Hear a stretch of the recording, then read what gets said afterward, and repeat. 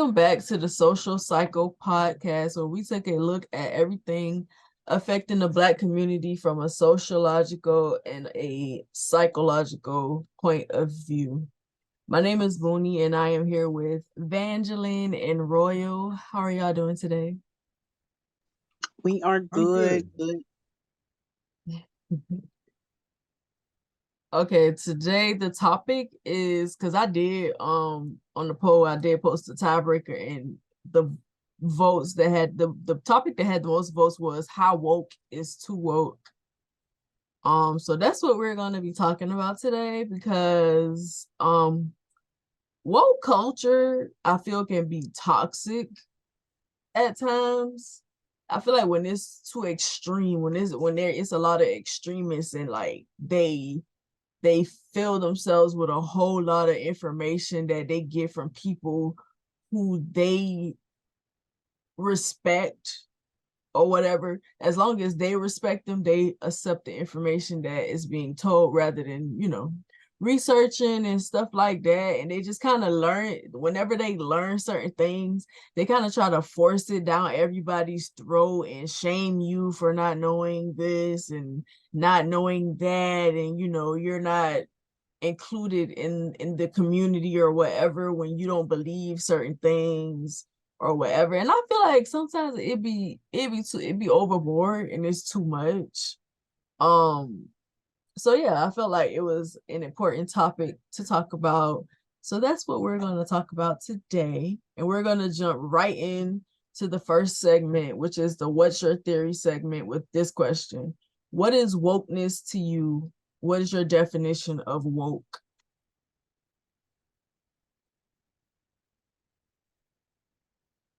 Uh, I'll go first. To me, being woke is just thinking outside the box, not taking everything that you get at face value.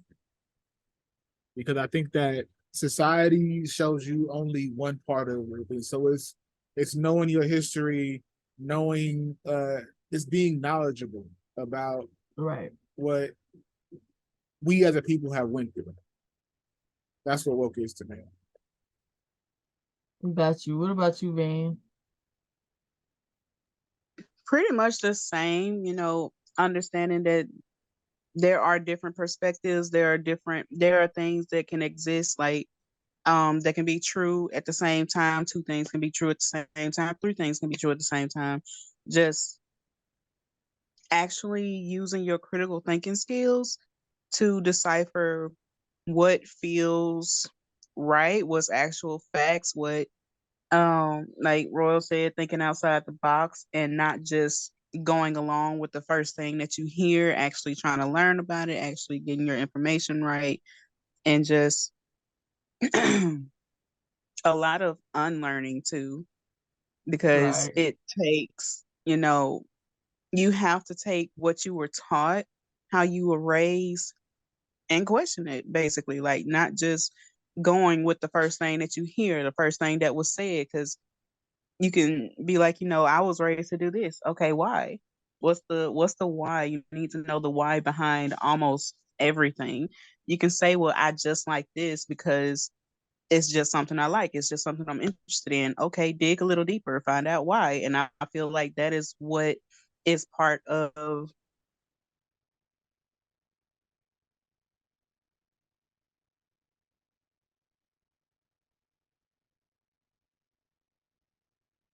Come on, you're Endya. unlearning things to relearn things. And that's what woke is to me. It's unlearning to expand more.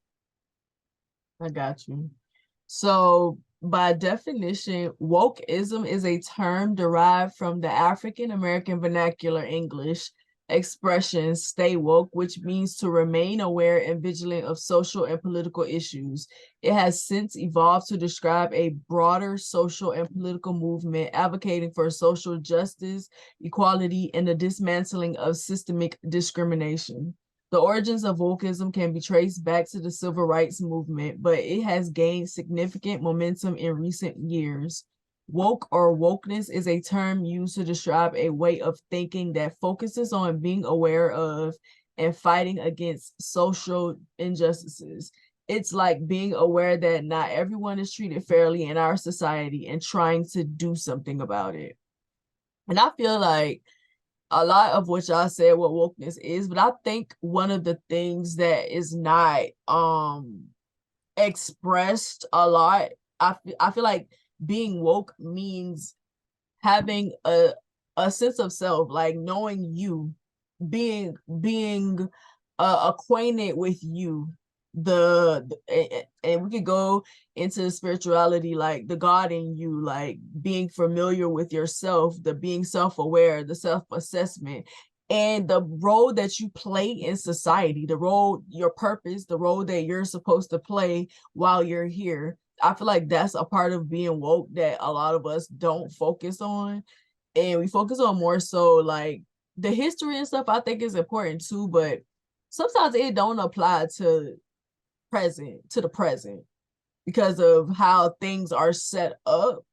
And I feel like a lot of people that claim to be woke, they hold on to these traditional things when a lot of the times it doesn't apply to what's going on now. But yeah, that's, I feel like being woke is like what y'all said, like knowing your history, knowing where you come from, and like you said, unlearning and relearning things and asking why you believe certain things. Why is it like this? What did you say, Royal? I didn't say anything. It froze on me. I don't know what Oh, my happened. bad. The connection or something is off. It was saying I already switched the internet, so I don't know what else they want me to do. But yeah, I feel like Van said, unlearning and relearning things, and like asking that question, why do I believe this? Do I believe this because I was taught to, I was conditioned to believe this, or do I believe this because I really believe it? Because I feel like especially when it comes to Black culture, a lot of people claim to be woke, and they follow these certain rules that they feel comes from our ancestors and our history. And I feel like when you are too woke, because that's what this is about, a lot of the times you accept rules and things like that from other communities, from like, you know, things can be whitewashed, and I feel like a lot of our history is whitewashed, and white people have come, and you know, when they colonize a lot of Africa and a lot of other different places or whatever, they gave some of us, or they gave our ancestors or whatever, these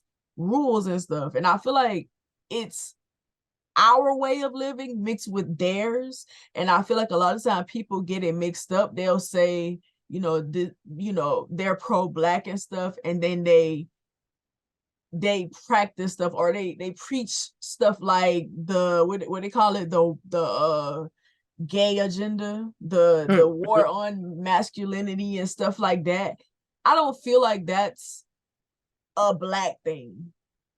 I don't believe that it is, but I feel like it's a lot of things that they preach and they focus on that doesn't really belong to our community, but they feel like it does, so they believe it, and they become extremists, and it makes them hateful and prejudiced, just like the people that we're supposed to be woke, we supposed to be aware of. So I feel like it gets a little murky when it comes to stuff like that. I'm sorry, I can't see. But moving on to the next segment, which is the hear me out segment. What is your problem with the woke community?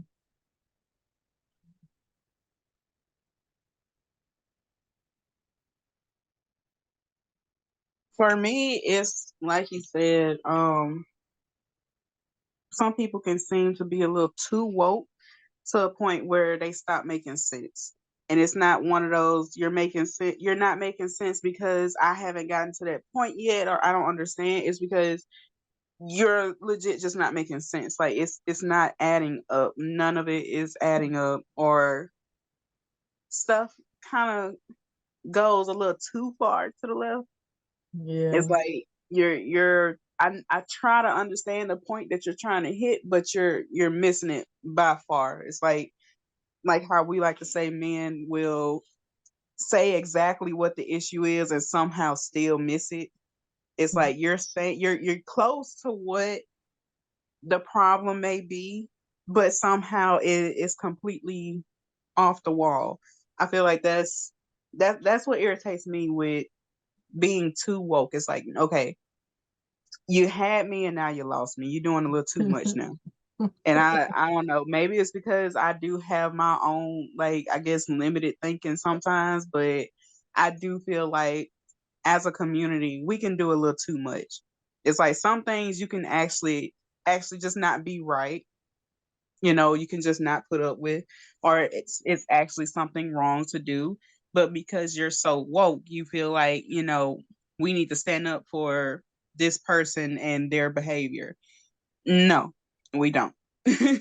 Like, I completely get, especially like when you made the comment about being pro-black, 100% behind it. I'm still not about to support bullshit though.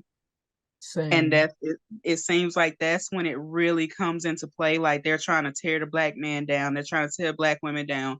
Yes, they are, but not for specifically what you're talking about. If it's Right. wrong, it's wrong. Point blank, period.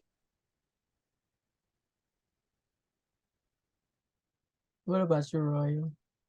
My problem is when they are not actually knowledgeable, or they start theorizing about things that aren't true. Like the whole homophobic sector that you're talking about derives from like them saying that they used to make the slaves men sleep with each other.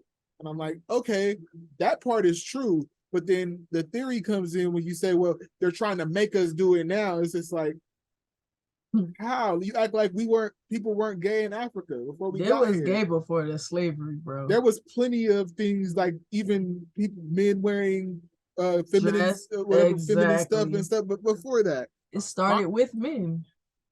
Like not even that, with it being with the black community, it's like, I mean, not even that, it is that. And also the fact that they completely forget that it was initially the masters that was doing that, not making them do it to each other, but was doing it to the slaves as a masculine thing, as to say, I'm in control over my slave. And they completely, as a black community, completely forget that. Or they remix it. They remix it. Definitely. My other problem with it is when they start making up things, like making up. Like you're supposed to stare at the sun for 15 minutes a day. Like when the conversation is going there, when it goes from the realm of fact to the realm of conspiracy theories, that's just I can't. And it's going there when they start saying stuff like the Illuminati. It's just like I swear it's a switch in my brain that turns off when somebody does like, bro, that's another conversation we need to have. Conspiracy. Everything is a conspiracy. They Kanye, they just saying stuff about Kanye so they can distract us or whatever. Like they doing this so they can, from what? Like he literally be doing this stuff. Exactly. Or when they say that black people aren't the one thing that pissed me off is there's a whole bunch of people that are saying, oh, they caught R. Kelly and they caught Bill Cosby because Bill Cosby was in the process of buying CBS. And then if he would have bought CBS, it would have been a black-owned network. And then you see, that's why you gotta like Kanye literally be denouncing his blackness sometimes. All the time. To fit in those spaces, he'll denounce his blackness and y'all be like, oh, this is just a distraction. They distracting us. From what? Like they're legit just sitting there in our faces doing this shit. Who's pulling this? They are telling us exactly what's going on, what they are doing. That's like the How people be wildest saying, shit. "Oh, Kanye fighting the Illuminati."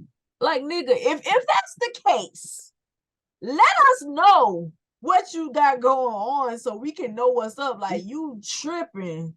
At Kanye, this point, because I've dived super deep into the Illuminati shit like Me for too. years, Me but too. I feel like if you are at the point that you are fighting against the Illuminati, why you can't say it? You already fighting them. You Exactly. already putting My shit out point here. Why you exactly. won't say it? You already talking about they gonna kill me. They killing you now. Just say it. Exactly. And I say, that's what I say. I don't want to hear nothing about that nigga until he come out of his mouth and say, "Hey, I'm fighting the Illuminati. I need y'all help." I don't want to hear nothing else. the only And He thing I that not believe saying it. completely in mental health. I know that shit is real 100%. And I'm still not going to be making excuses for nobody, though. It's a Me lot of neither. shit that is just not okay. Like, regardless of what your status is, there's a lot of shit that you just know is not okay. the only thing that Kanye West is fighting is his mental health. Exactly. That is it. He is bipolar, probably schizoaffective. Like he has delusions of grandeur. If you look at the old Kanye that was actually trying to do something for black people, when he said George Bush doesn't like black, that's how you make a stand right there. Because he was Exactly. on live TV. George Bush doesn't like black people, and then everybody froze. Now he's just making an ass of himself. Denouncing his blackness every couple of months, and y'all talk about something. It's a distraction. Shut up. And I'm so sick of y'all putting that in y'all music too. But if it's a distraction, then why would he go along with it? Exactly. Why is he working? Wouldn't you be questioning more why he's working to help distract us? That's exactly what they don't, because it's like certain people can be excused for every single thing they do and they say, because they have decided that this person is more important than the community. So whenever they say something that's out of line, excuse it because they're more important than what we got going on. And that's the problem. And it's also a problem when we are always focusing on what rich people are doing. They are not in our space no more. I'm sorry. I don't care how black they are, how pro-black they are, how black they are. We need to stop looking at them. They are not, they don't even think the same that they did when they first started. At a certain point, you lose touch. It's inevitable They once you have do. Yeah, you're you not in the hood anymore. You're not connected anymore. So They're disconnected from us, and I feel like the reason why we can never get on one accord, we always looking at what they doing. exactly. When you start working, especially if you're working on yourself, like to try and build for yourself, build that generational wealth, whatever it is you're trying to do to get out of the current situation that you're in, you're going to be focused on you and your intermediate circle. That's what, or immediate circle. That's what you're going to be focused on. And when you do start getting up there, it is a very slippery slope because it's very easy to forget. Like, I know one time I was having a conversation with my husband. We was talking about like some people and like money management and things like that. And he made a comment about like, maybe they could do this, that, and the third. And I'm like, you're speaking from a place of privilege. Like, we are privileged to be in the position that we're currently in. You are privileged to be where you are, to be able to support us the way that you have been. Like, not everybody is able to do that. I'm like, you always say, like, I have a college degree, and yet you were the one that had to support us because I couldn't get a job.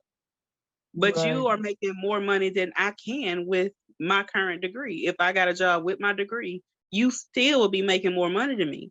You're speaking from a place of privilege. Not everybody has. Yes, you work very hard. Yes, you worked your ass off. Yes, you still work your ass off, but you are still privilege to be able to say, go get a better job, or maybe they can save this, that, and the third. Like, not everybody is able to do that. And Right. it's very easy when you are steady climbing that ladder to forget. You don't forget where you were because you realize, I worked my butt off to get from where I was to where I am, but you still can forget the things that you wasn't able to do during that Right. time. Like, to say now I have subscriptions coming out of my account and I don't even know what they are at this point. That's a privilege because I don't have to look at my bank account every single day to see what's going to be done, what's going to come out, what can I afford.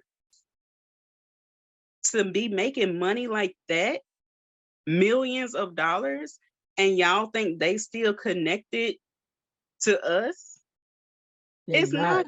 happening. That is not happening. They are not connecting with us. They have to actively be thinking about where they came from or what they had to go through and other people in order to still be connected with us, or actively working in communities, not just every couple of months, not a few times a year for a charity event type shit. No, they have to be Exactly. 100% active as if they are still in that position to be connected with us. They are not connected with us.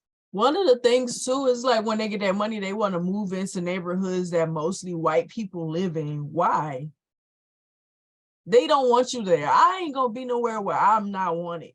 Just because I got money, I'm gonna go move there. And it's like, well, y'all can't say nothing to me now because I got the money to live here. I don't want to do that. I want to build. If I'm gonna buy my place or whatever, I want to build it in my community. It may not be like in the city limits or whatever. It might be a little country, whatever. But I want to stay in my community because I ain't want to stay with them.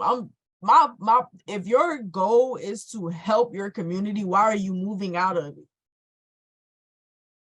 That would Instead of helping rebuild it, or putting opportunities in the community at reach. Like, you have to be within reach for people to make the change. If people see there's a difference, then the things might start to change. But if they don't see it, then you just the Right. person that's you was here at one time and you moved. You made it out the hood, and now now you ain't hood. You ain't hood no more. You ain't tapped in no more.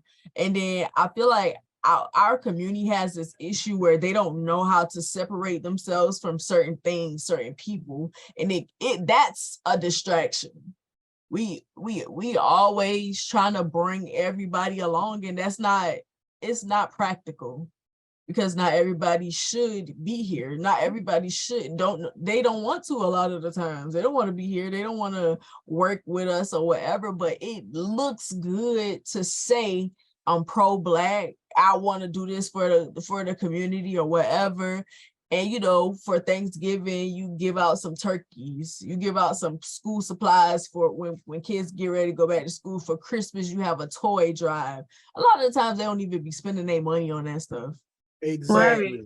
Now, why not Exactly. actually you could build a new mall that has stores with your essentials. Like, a mall doesn't have to be apparel all the time, or getting your nails done all the time, or shoes all the time. It could be whatever you want to put in there. You could make it where the necessities are in there for decent, prices, whatever you can contract for. There are tons of talented, especially Black people in these neighborhoods that could actually, if they had somebody to invest in them and they had that motivation to get that shit done, could be doing well in your business. You could hire them to do that.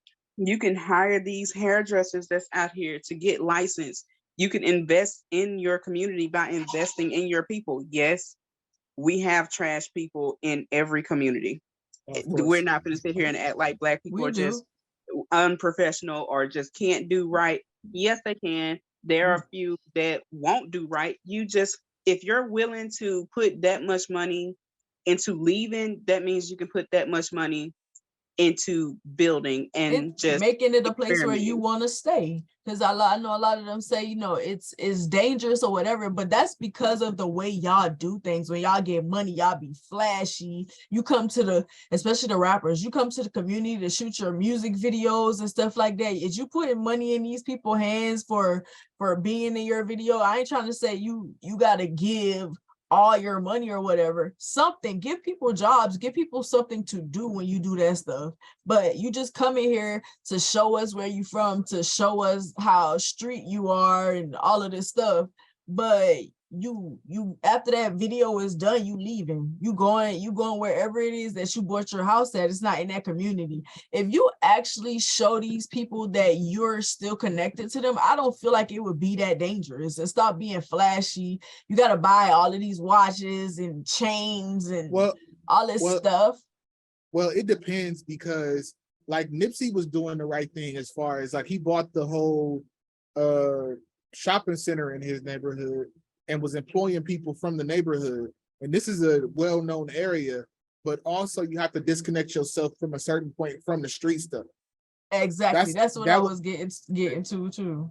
That was Nipsey's biggest mistake, is he was still involving himself in hood politics when he didn't have to.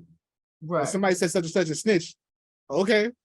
Right. It ain't your business. I ain't got nothing to do with me. But that's what I mean. Like, they'll use it so they can still have that credit, that street cred, so people can still feel like they about their life. But it's like, bro, you're 30.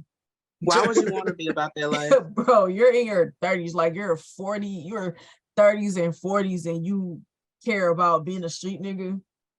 You sound crazy.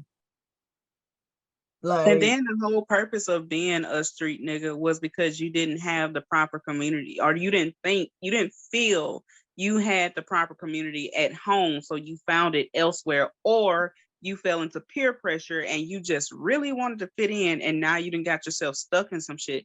We're not taking away the fact that it is extremely dangerous. Right. But there's a certain point you should get at in life where you're just like, this ain't it, and you can do what you can to get out of it. Every single one of y'all can do what you can to get out of it. You're not stupid. It's the mindset that niggas want to stay real. Or I'm still this about this. Like, nigga, you graduated. Like, you made it out. Right. Leave, like, you know, you can leave but still get back in different ways. Like, you're not as part of that no more. You're not selling drugs with them no more. You don't have to carry the pistol no more. I got a bodyguard. Right. But not even it's like they care so much about what other people think. Yeah. Basically. Like, I don't understand. I'll never. That's another thing to separate yourself from, and also the Black community. Like, I feel like when it comes to like the street stuff and stuff like that, it influences our whole community a lot of the times. Like, when certain things happen, everybody is weighing in on what they think about it. This person is a snitch. Oh, he ain't real. He a snitch. Whatever. Like, what that got to do with you? You ain't involved in this.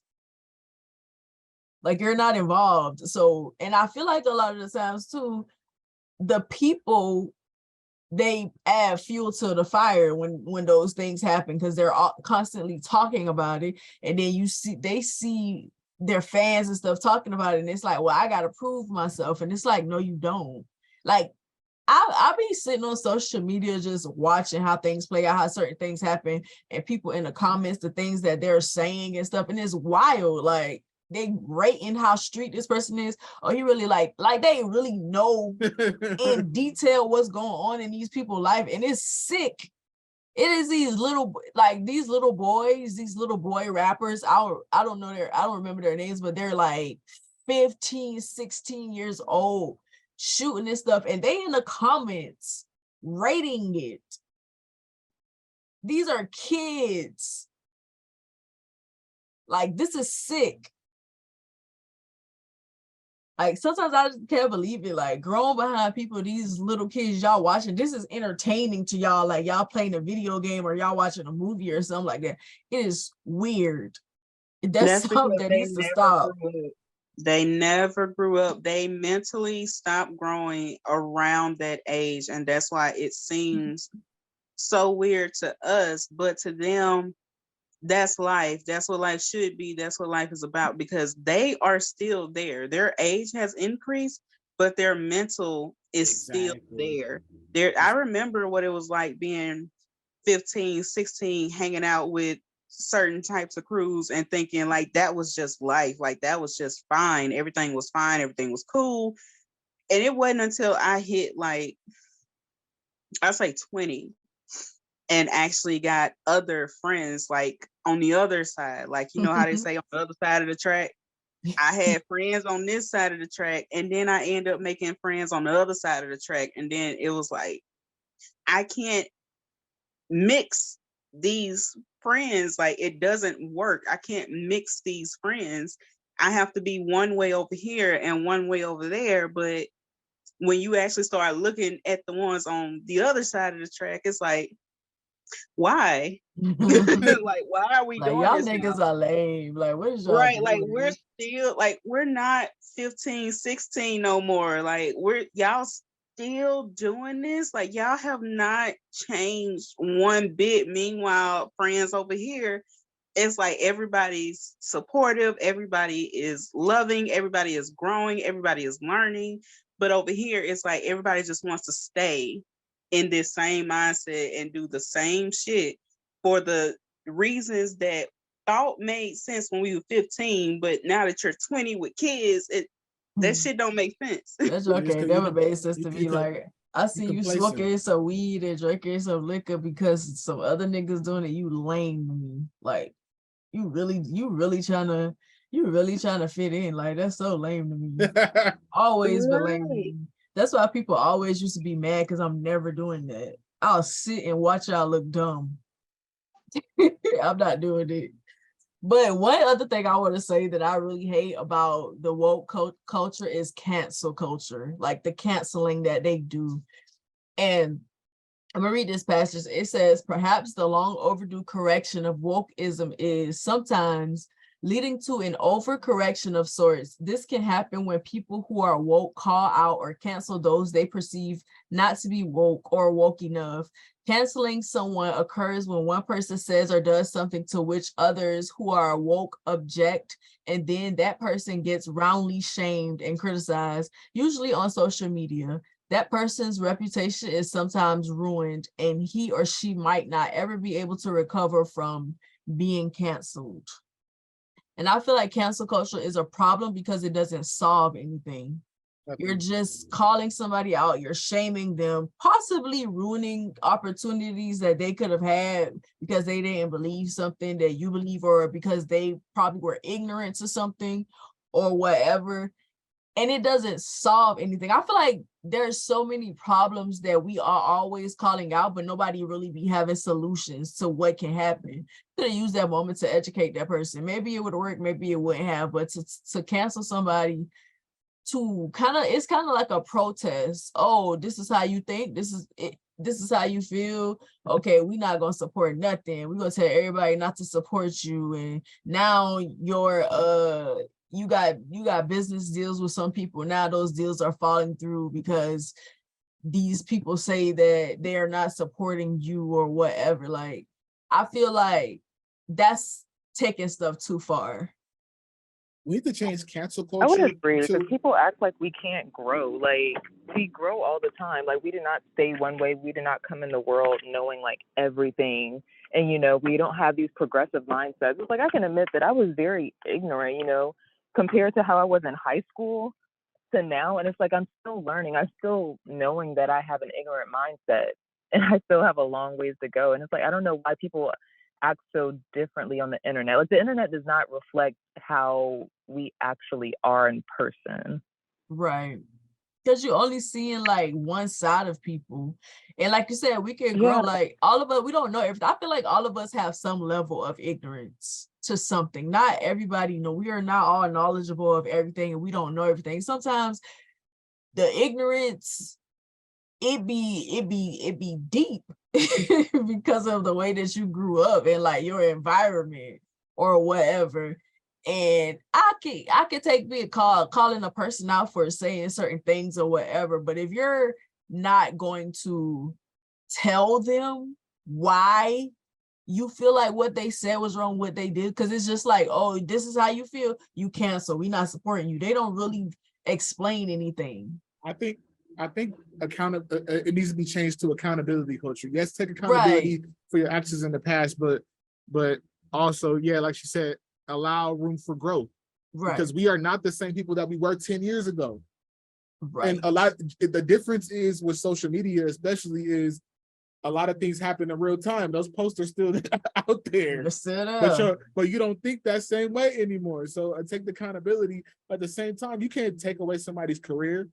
That's going too far, like messing with people's livelihood. I think that's going too far. I think a Unless lot of it comes from our parents too, though, because if you think about it, like even as kids, when we were hanging out with kids, just being kids, if a kid did something mean to us, but we wanted to get them that second chance, our parents are like, obviously trying to do what they thought was best for us, but they're like, no, you don't hang out with that child no more. You don't be friends with that child no more. You don't do that no more. And then you grow up and it's like, there's a fine line between giving somebody a chance because there's room to grow, and actually just putting yourself in situations that are actually toxic because that person is toxic, but you won't know unless you're actually willing to get through it. But nowadays we're so unwilling to give chances. Not saying that it's necessarily wrong, it's a fine line, right, between just being somewhere that's toxic and actually knowing that somebody just made a mistake. right. The only time I agree with the cancel thing was pretty much like the R. Kelly type situations where you have a history of doing things to kids and it's repeated and you're not changing. Right. You're not even admitting to it. You're gaslighting everybody about it. Come on, no, stop supporting that, because that's the only way it's going to stop. Right. But at the same time, too, what is and I guess that's going into the next segment, the let's fix it segment. I always say this junk wrong. How do we come to a set of principles or standards to avoid going into the realm of delusion? Because woke people be delusional sometimes when it comes to being woke. And like for situations like you said, the R. Kelly thing, why are we not trying to come up with solutions for stuff like that?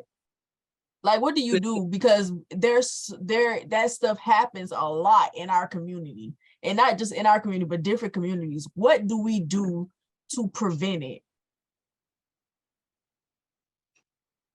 I don't really know if there's anything we can do to prevent it, because everybody is so different. It'd be different if we all had the same mindsets. Then we could set, specific rules. But because everybody is different, everybody's case is different, everybody's situation is different, everybody's mindset is different, I really can't think of an actual solution, because especially when it comes to situations like that, people now, if we're talking about R. Kelly, like that shit was seen a long time ago. It could have been stopped, prevented a long time ago. But because people are so immersed in money and fame and letting people that they really like get away with so much, it got to this point that even now people are still in his defense. That will never change, because as long as there's somebody that feels this way, it's not going to happen. Like, there's literally an entire community trying to make it right to let children be with adults. Disgusting. There's an entire community like there. We will not be able to solve that, unfortunately. It's like, for me, it's like, kill them. Every single one of them. Every single one of them. Die. I don't give a fuck. Die. I don't care if you found the cure to cancer. Okay, somebody take the cure, take that formula. You need to learn. Kill them. Point blank, period. They need to die. I don't care if somebody's like, well, what if it was your family member? Kill them. I love you. I'm gonna cry at your funeral. You gotta go. I'm sorry. What if it's your child? If this is a continued, like, continued behavior, this was something that's been seen over and over, not something that was either an actual accident, something somebody didn't know better. How that happens, I don't fucking know, but apparently it does. If it was a situation where it's proven you're innocent, basically. Cool. But continued behavior is rumored, is proof, is no, you gotta go. I don't care if somebody said, what if it was your son? What if it was your daughter? Again, I'm gonna cry at your funeral, baby. I love you, but you gotta go. No, we're not doing that. But Those unfortunately, we cannot do that. So I don't see it being possible in my head. Hopefully somebody can think of a actual solution, but because we know the root of the problem is the might as well say incest in our families and stuff. When we're young, the things that we do to each other, the things that are being done to us, like it's passed down. How like we know the root of it. We know that because a lot of the times people who do that to who sexually assault other people, usually it has been done to them or something has been done to them. Oh yeah. So they repeat the behavior. So we know the root. It's like, how do we prevent that from being a thing still? Now I a do lot feel of like with the that you've had to try to fix. Like, it's so many levels to it. I used to have this idea of like, what if every single family in America was given a family therapist? I know that would cost a bunch of money. I don't know where we would get that from, but I think that would help in so many ways. If you just had a person that was, I guess, like a live-in family therapist that was just always there, kind of monitoring everyone and being able to help every single person in that family with whatever issues they're going through and making the whole family dynamic more cohesive, you know? I think that it's the dysfunction in the families too. That is a problem. The things that we pass down, the things that are allowed, and the people that are protected, the certain people that are protected because when they do certain things and the family know that they are doing these things and they don't do anything about it, they protect them. And that's sick. But that starts with the elders. Maybe they need to die off or something. it's also how they're taught because they do come from a completely different generation than how we think. For them back then, whatever somebody said, that's what it was, like point blank period. No going back and forth, no trying to diffuse it, nothing like that. It was what it was. That's why you have all these old pastors, these Catholic priests and stuff, these people who are in power. And that's another thing. If they have some sort of power, that gives them even more leadway, unfortunately. And then you have it where, because it was done to you, there is so much shame in that, internal shame. Mhm. They're not gonna come out and say it, and then it comes out in them doing it to somebody else. And like Endya said, you could get some counseling, but then the counselors got to get counseling because what if it's them? It's like, it's so many people that It's like the are ecosystem is broken. Like our right, because ecosystem is broken. right, it's so many people that are in certain positions to make you trust them, just for them to be the very people you should not be trusting. Yeah. It's like, what the fuck? Like, what can we do? Because it's very rarely, I'll say it like that, the person that you actually suspect. Right. I Yeah. think Yeah. I was actually just listening to a story recently. This lady was like, I think she was in her late 30s, early 40s, if I remember correctly. But she was talking about how her grandfather was molesting her, and then her uncle, and she thinks like the grandfather told the uncle that like, oh, she'll let you do it, sort of thing. And like the uncle started doing it. And it was very disgusting, but she said she felt so, like that shame that you brought up, she felt so ashamed of it. She was like, well, I can't go to my dad and tell him that his father is sexually abusing me. Like, how do you do that? She's like, I'm going to be breaking up an entire family. That's why we And hold like, as that a child, stuff.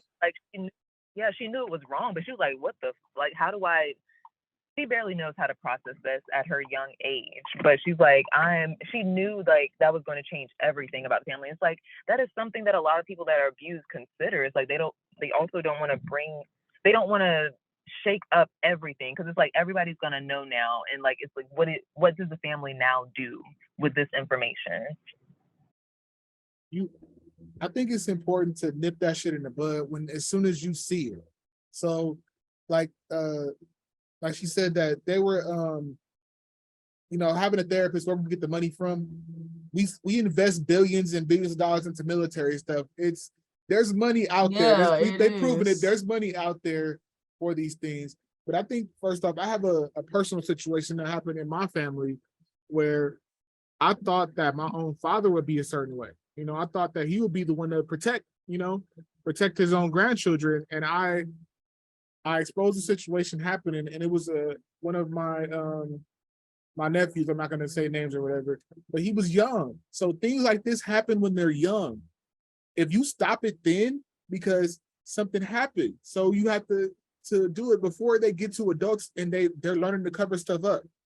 Right. These things are being. You're helping them and enabling it because you're not doing nothing about it. I refuse to be that family. I refuse. We're not covering nothing up. You're getting exposed. At a certain age, you can be helped. But once you get to be an adult, I don't think so either. There's nothing really you can do. Like as a child, a 12, 13-year-old, maybe you can change that behavior. But because that's what I say, that's the root of the problem. It starts that young. But when you get to the that's older, put a lot of power into a child's hands. What'd you say? And that's why I'm so okay with people now being like, oh, if my child doesn't want to hug this person or kiss this person, they don't have to. But it's like some people look at it as like a rude thing or as disrespectful if they do that. But it's like a child they should be able to feel like they have that agency of their body and they don't have to just open themselves up to people just because they're related to them. Body autonomy. I got in a disagreement with my wife about that before because she said, well, I'm gonna hug them. She's my niece. She gonna do it because I said no. If she says no, then it's no. Right. It's okay. And you're teaching her that her body is not her own. We're teaching the kids that your body's not your own because you better let the old lady kiss on you. I don't want the old lady to kiss on me. Right. We tell our kids that, if you don't want to hug them, like when my grandma would be like, can I have a hug? And the kids be like, no. Like, well, do you want to give them a high five, a dap, some sort of love? And they be like, no. Okay, well, tell them bye. Tell them bye. But a lot of times it's like a compromise. They'll give them dap. They'll give them a high five. And it's like, all right, if you don't want to do that, that's fine too. But it definitely, like y'all said, starts at home. But it's unfortunately not going to start until at least, and I'm just going to say our generation teaches the children below us what, is okay, what's not appropriate, what is appropriate, try to help them with their thinking skills and common sense and, how they feel, what makes them comfortable, what makes them uncomfortable, the difference between somebody touching you and somebody telling you go clean your room. Because you need to know the difference in what's uncomfortable, what you do and don't want to do. But as of right now, because children and sex sells, it's not going to be done until the older generation pretty much disappears. They gotta go. And also make make those kids feel comfortable enough to share. So you have to cultivate an environment where kids feel comfortable to share things like that, like everything to you, because certain things they start feeling, well, maybe I shouldn't share this to my parents. Maybe I shouldn't tell my parents this because somebody said no. You have to be the ultimate safe space as a parent. And I guess to check in with your kids, like just keep checking in, like every couple of whatever weeks, months, whatever, sit down, have a conversation with them and ask them questions to see if something has happened to them or if something inappropriate is starting to happen or whatever. But that takes the realization that you can't be there all the time, which a lot of those older parents will say, oh, well, ain't no chance that they could have did that because they was never left alone with such and such. It's just like, yes, you were not there all the time. And you can't be as a parent. You can't be there 100% of the time. It's just impossible. I think, did I send that to y'all? It was a video on TikTok. This woman, she deals with and talks to what's the word? Sex offenders and like child molesters and stuff like that, and ask them like, what do you look for when you're looking for your target or you're getting your target and stuff like that. And he was like, you have to gain the parents' trust first and then gain the child's trust to say, it's okay for you to be alone with me. It's okay for me to be alone with your child. And he said, it only took me 6 minutes of a mom going in the store to get a pack of cigarettes and coming out for me to rape her child in the car. And her child didn't say nothing. And he was like, that's all it took. It only took me 6 minutes. Have 6 y'all minutes. There was a ha- child that got raped in a McDonald's bathroom because he went in there to use a bathroom and somebody else was in there. It don't take much. have y'all seen Abducted in Plain Sight on Netflix? I think I did. I don't remember. It goes from crazy to crazy to crazier. Like the man was sleeping with the mom. The man was sleeping with the dad, or had a sexual encounter with the dad, and then they let him go take their daughter. They got abducted. He abducted their daughter twice. Twice. The same guy. Like it's horrible that You be something like, having some people that don't even care about their kids. Like some oh people yeah, will literally give their kids to people. yes. That is sick. It's just like, I don't know, like it's just so much stuff that be happening. Like we really don't have no control over. You really can't change it. But all you can do when you have kids is, like I said, check in on them. I'm never allowing kids to be by themselves. And if I'm anywhere around they, but I don't care. We having a party, they go off and they run. I'm gonna be right there looking. That is I, me 100%. I'm looking. I don't care. Y'all, okay, the adults, they having their fun. They think that this is our time to chill, and I get that, but you can't do that when you have a group of kids around each other. You just can't. It's either gonna be somebody getting bullied, somebody getting picked on, somebody getting hit, somebody or something like that happening, some type of sexual encounter or whatever. You cannot leave them alone. You can't, like, it's just, I don't care who's the oldest and how responsible you think the oldest child is or whatever. You can't do that. A lot of times the older kids don't even be caring about the young kids. They on their phones and stuff. They not paying attention to that. I'm always the one, keep your door open. What y'all doing in there? Same. I'm just checking. We fine. No, I can't check too much.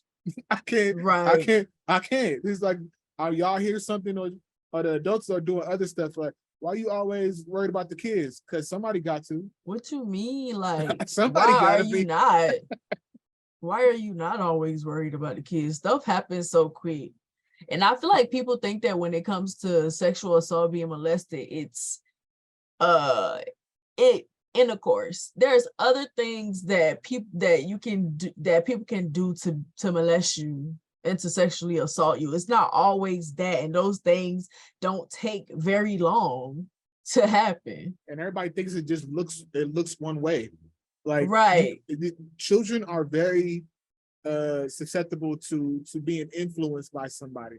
So if they could influence somebody to make them think that they like something, right, or that it's okay, and then it becomes a normal behavior. So at that point, the child doesn't even think that this is inappropriate. Right. That's why I look at older people like, come sit in my lap. Why? They was just fine on the floor. Why do they need to sit in your lap? They are just fine where they are. Don't ask them to do that. I be telling my kids, if you don't want to go, don't go. If you don't want to sit in nobody's lap, don't sit in nobody's lap. You can sit on the couch right next to them. There's a difference between asking somebody to and them just doing it. Like, my nieces will just jump on me for some reason. They like to jump on me. But, they do that. Kids do that sometimes, because my niece and nephew will do the same thing. They'll just come sit in my lap. It's different between that, or just say, come here. Like, I love you, but I'm distant. Keep it, we could have a good time, and you can sit here, I sit here.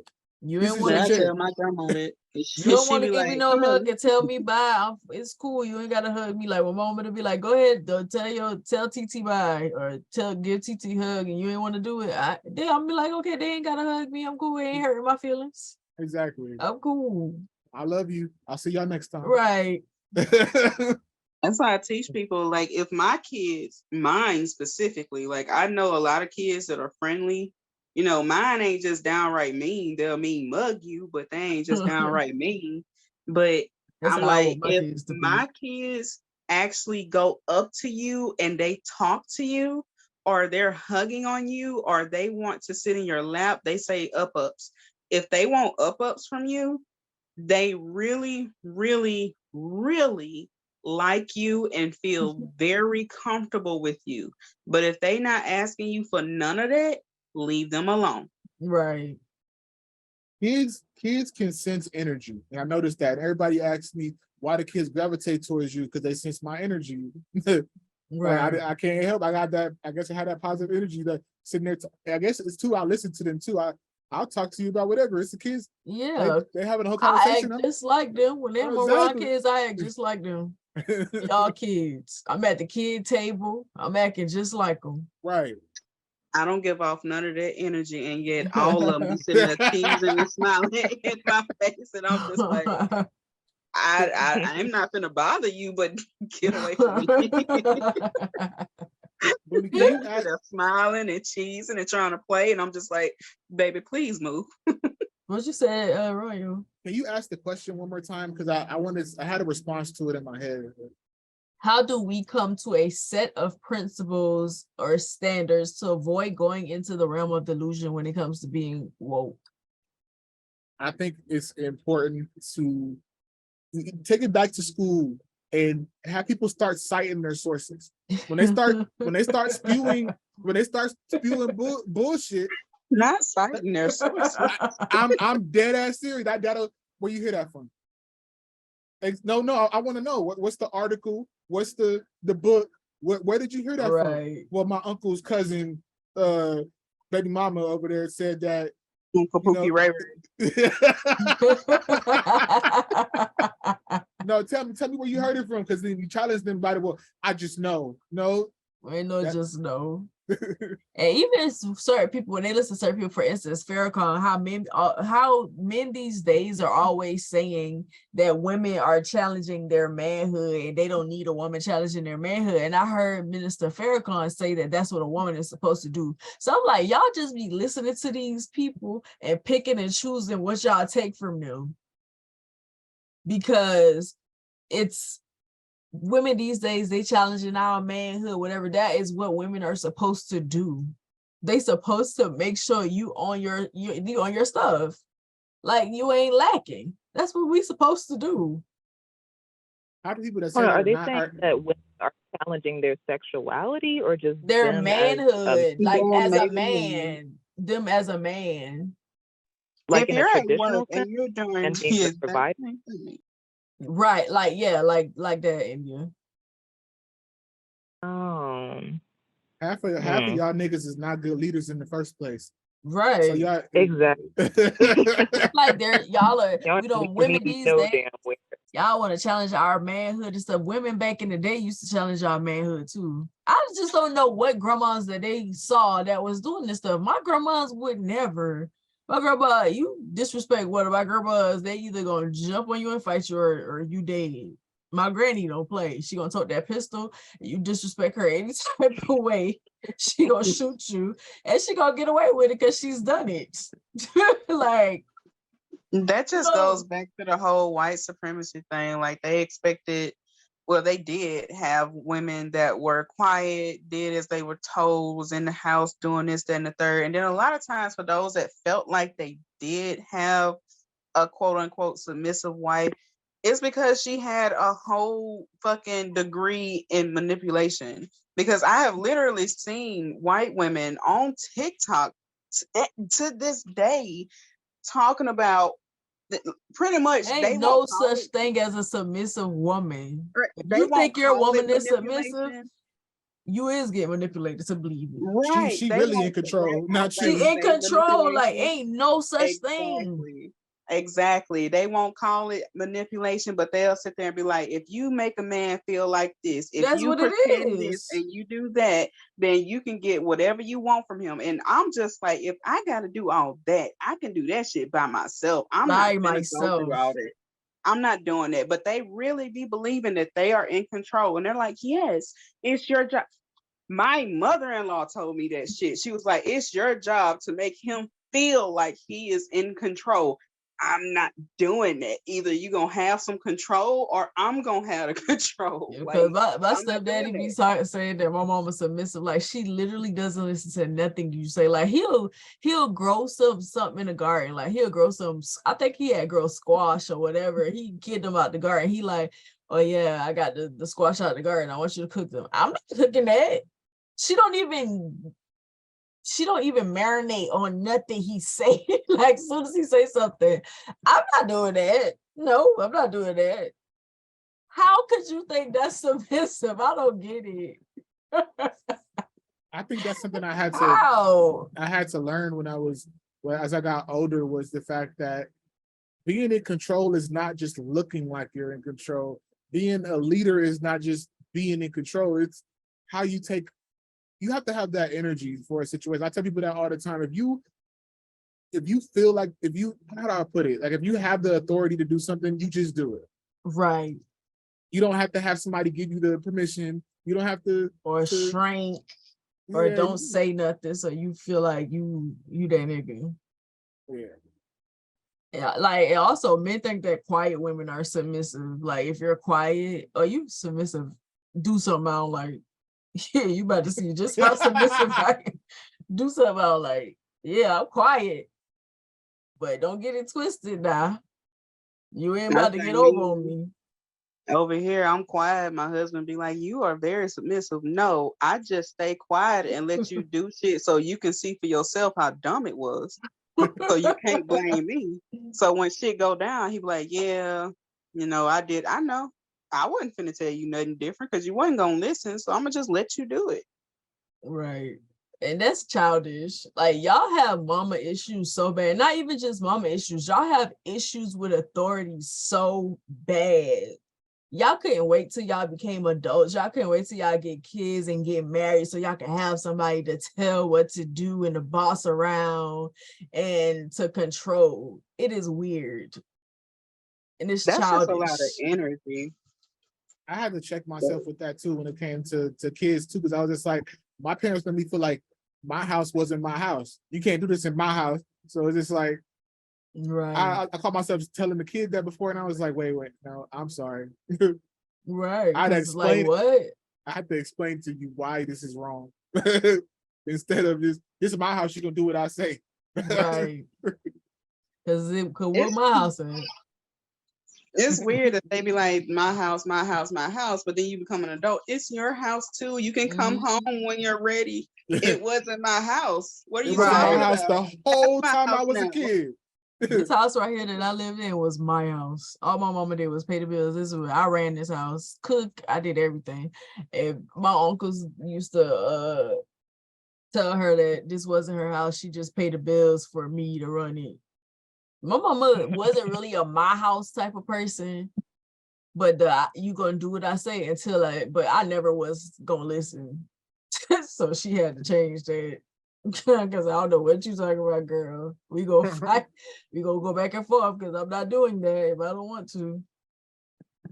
But okay, we can move on. But I will say when it comes to like the principles and standards or whatever, because I do feel like people go into they do be delusional a lot of the times. Because I remember for a while, the woke community used to talk about, that when they get into their health bag or whatever, they used to talk about how having mucus, you're not supposed to have mucus in your body. That's why you got so many diseases and stuff like that, because you got mucus in your body.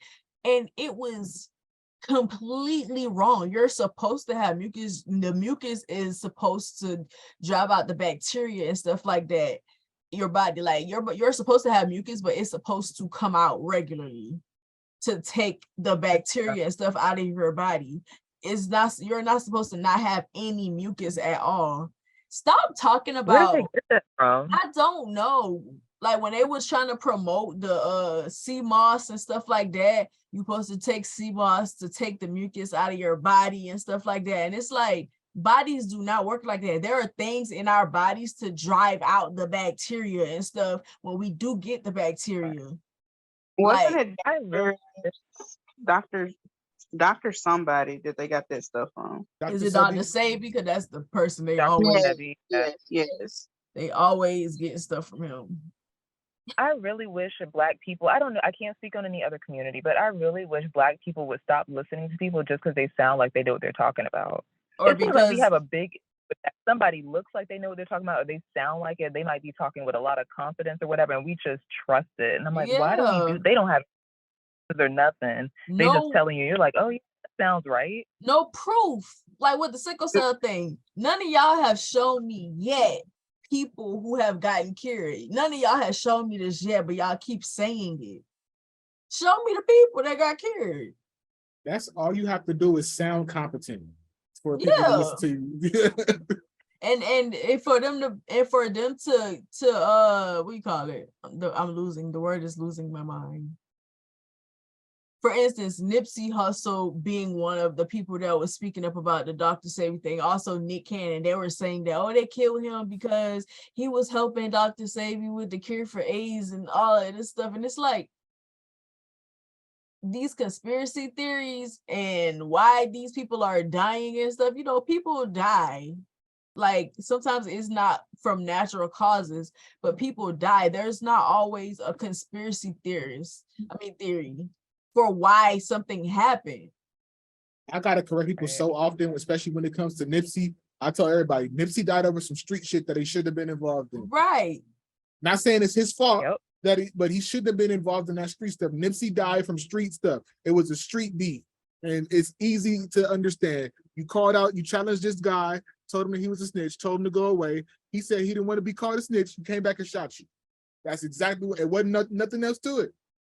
But they said When it comes down to the health thing, I think the only reason it's so easy for us as a community to flock to people who sound like they know what they're talking about is because we don't have that. Like, we genuinely don't have that in real life. We don't have a lot of Black doctors that we can go to and tell us about our bodies. We don't have a lot of Black nurses that we can go to that know what they're talking about our Black bodies.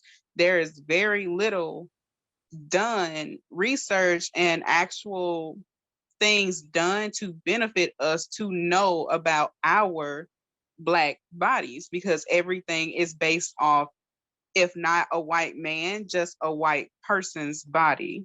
And we all know Black people's bodies are completely different than white people's body. Well, not completely, but you know what I mean.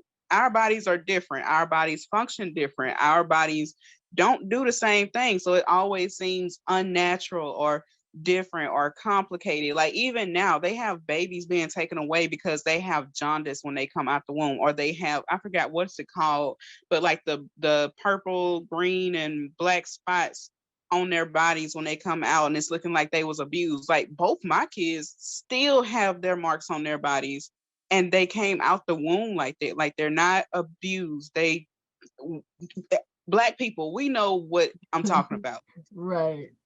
But because it's unusual for them, it's seen as something else. But we don't have that. We don't have enough Black doctors that know about Black bodies. We have plenty of Black doctors. We have plenty of Black nurses, but none who are specialized in Black bodies. So Right. when we hear or see another Black person talking about what's going on, what's possibly going on, what they have experienced or what they think is going on, and it sounds like they know what they're talking about, it's easy for us to flock to them as a community, because I'll it's be like, doing my finally. research first. But with illnesses like sickle cell, it's not easy to just take a pill and it's going to cure you. There's no such thing. Sickle cell is literally a defect. Your blood literally is defective. You cannot change that with a pill. You can manage it, but the only way to cure sickle cell is to take the sickled cells out of the body. You literally manually have to take them out in order to cure it, or create, like, for instance, with the bone marrow transplant, put something in place to make the blood cells normal again. You cannot take a pill for that. Please stop pushing that idea, it's actually very manipulative to people who are desperate for help and for a cure. Y'all don't know what y'all talking about. Stop pushing that wokeness, and let's just take we call it our Irish moss or whatever that y'all be saying, and all of the chlorophyll, all of that stuff. Like, I literally take most of those things. They do not cure anything. They might keep me from having other issues, colds and stuff like that, but for sickle cell, it does not. Like, it just doesn't. Stop pushing that information, bro, because y'all heard somebody say it.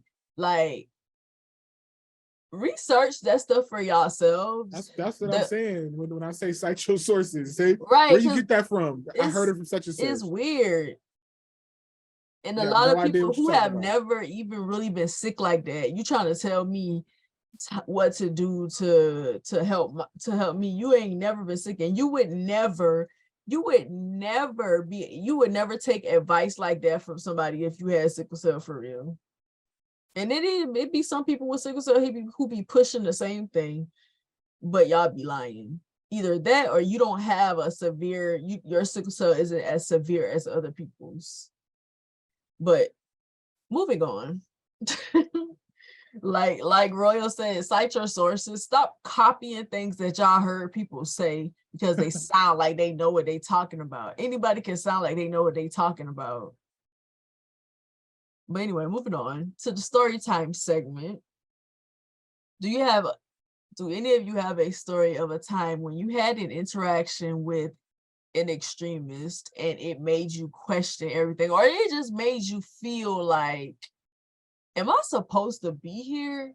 Because this is how people think. Like, is this really happening? Am I being punked? Am I supposed to be here? Like, because ain't no way. This is how people think. I feel I had like a few, but I don't remember. It's not like an actual story. It was more of a like, I don't even want to ask you why you think that way. I'm just gonna walk away. Like, it was when I was working a night shift, and this guy used to talk about like the Israelites and the Illuminati, and he just like, I would listen, but y'all know me, like, my attention span is as long as a goldfish. So, and it caught me when he said, and that's why a lot of people be believing the earth round, but it's actually flat. And I was like, all right, yeah, you lost me. You completely the flat lost me. earthers be confusing me so much. Like, I don't even want to listen to anything else you have to say at this point. You could be spitting straight facts, and I'm just gonna be like, no, I don't even want to listen no more. Just because you sprinkled that little bit of bullshit in there, the flat earth. Right. Flat I earthers was like, are hilarious. And my whole thing is, why does any of that matter? None of that matter. Y'all always focusing on stuff that does not matter. Why does it matter what shape the earth is? How does that elevate your consciousness? How? I think a lot of people that do that, their theory is, well, they lied to us about this, so what else are they lying to us about? and we're in a dome. And then you I'm start like, lying. Then you start lying to yourself because you're so, what else are they lying to? Everything is a lie. Even the things that you think are true are lies because nothing really can be proven. that's where delusion comes in. It's okay. Now, I will say this, to me, it's okay to be a little bit delusional. It's okay to be a little bit delusional, because sometimes that helps you. When you are a little bit delusional, it helps you to actually be in a better place mentally for a while. And even when reality hits, it's like, no, I'm not gonna deal with that. And then you don't deal with it, and shit actually does. When I say delusional, I mean, like, really, I'm just talking about belief, like believing in yourself, believing shit's gonna get better, believing Oh that it's yeah, not gonna be like this. hope, basically having Hope, hope. but when shit start going down the drain, instead of just wallowing in it, you could be like, yeah, no, like that picture of the dog that's sitting in the fire, like he's in the kitchen, and it's like everything is on fire, and he's just like, this is fine. It's okay to be delusional like that sometimes, just a little bit, but some people tend to get so delusional they're in their own world and forget that they're in their own world, and that's not how the rest of the world functions. And that's when they start saying, you're wrong, you should do this, you should do that, you should believe this. And it's like, no, you just been stuck in your head for a while. Like that conversation we had with when we first was starting the podcast, and they were talking about, Brent asked the question, what you think about the LGBT community? He did this on purpose to start mess. And then my cousin just went on the tangent, just ranting about homosexuality, all of this stuff, and the gay agenda. And I know, he says, I know that the comedic people, whatever, it's not verbatim, I'm summarizing it, that there were men who had more feminine energy and there were women who had more masculine energy. So he was like, so I know that this has been something that has always been around, but at the same time, it's not right. It's not right. And there we go again with that. You're getting close to the answer, and then somehow you just completely Missed the mark. right. Bro, you just admitted that this has been going on since the beginning of time, man. Now you still want to push this gay agenda thing. Like, what are you talking about? I was reading up on, because I know men originally were the ones wearing dresses. So it turns out it was both, everybody was just wearing like, regular ass garments. Like nobody cared what they were. Everybody was wearing the same shit. And it only became popular for men to wear pants because of horse riding. They could not ride their horses properly with the garments that they already had on. So they start making pants. And because men were the ones who were riding horses the most, that's how it got started. But it wasn't a feminine or masculine thing. Women could do it too if they were riding horses. But it wasn't until some fucking lady decided that only women could wear dresses because she was jealous of somebody. It'd be some simple stuff like that. If people be taking it far out, the Illuminati, they you see how they made Young Thug put on that dress? Like, he's selling his soul. That's why he got that dress on. That nigga chose to wear a dress. That was the only That decision. nigga wore a dress for shock value, and he knew that people was gonna talk about it, so that's why he did it. It do not be that deep.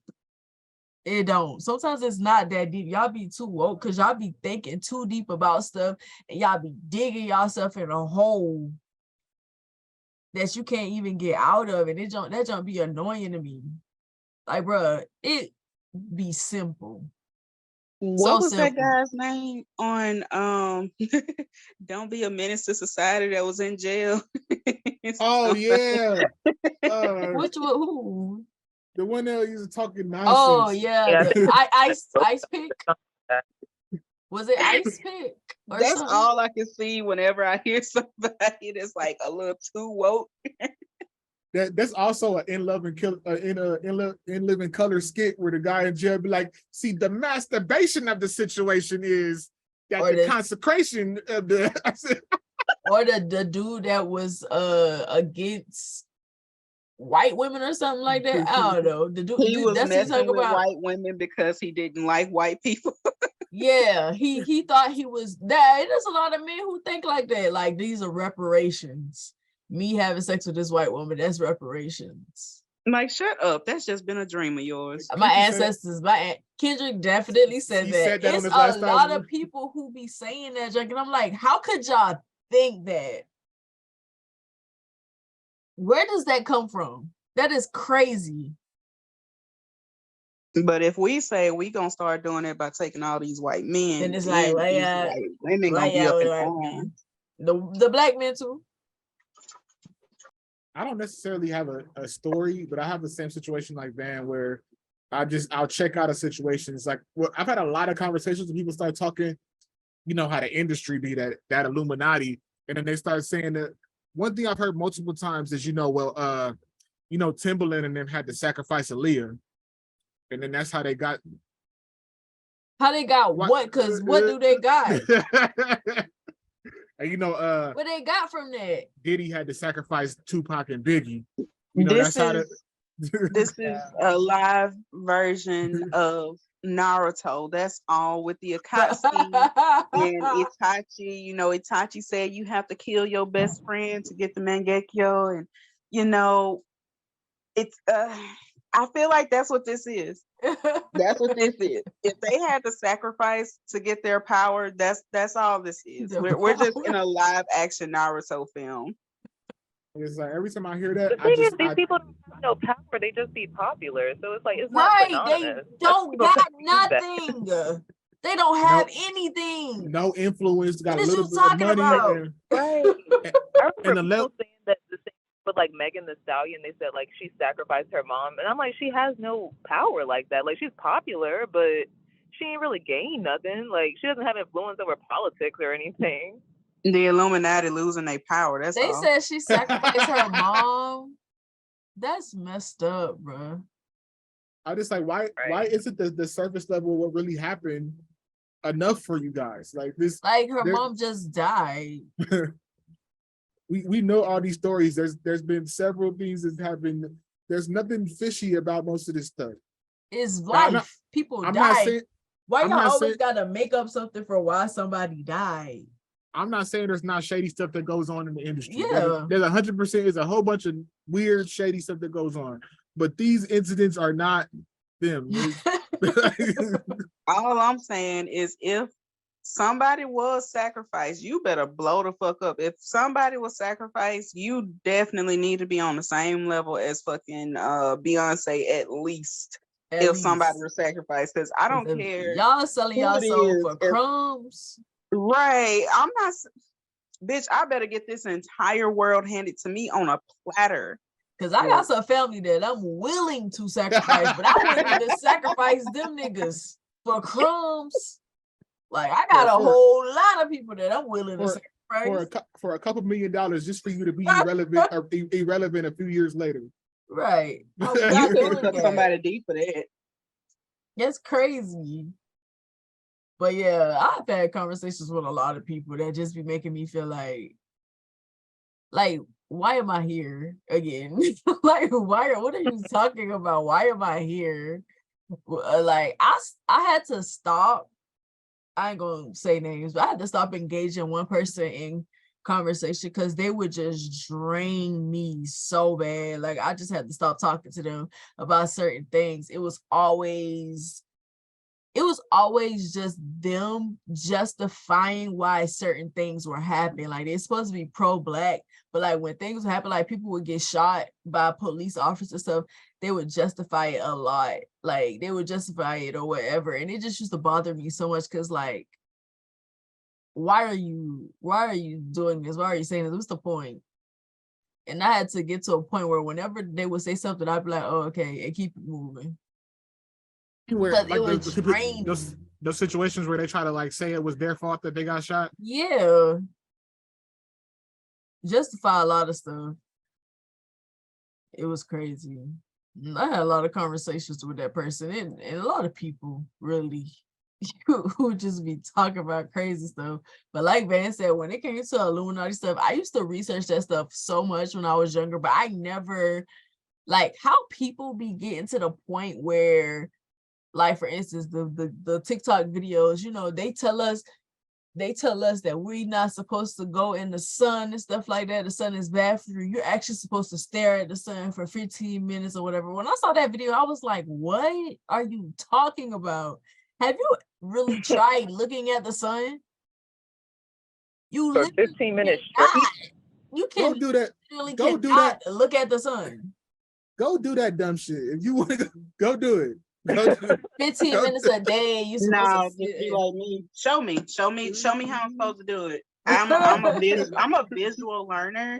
I need you to help me out. So just go out here. I'm gonna stand here with you and watch you, and I need you to show me how it's supposed to be done. And once you go blind, no, it's supposed to be like that though. Remember what you said.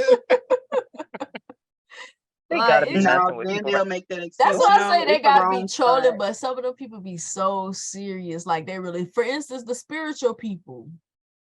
They talk about they Lilith, like I've come across some people talk about their Lilith, and these people have been communicating with them, like the gods and stuff like that. They have been communicating with them and telling them Of certain all the things. people that they could have chosen on this world, and they Lilith. chose you. Exactly. And it's like, and a lot of stuff that they be the spiritual stuff too, like the stuff that some people be like sacrificing animals and stuff like that. And you know how they used to do with witchcraft back in the day and stuff.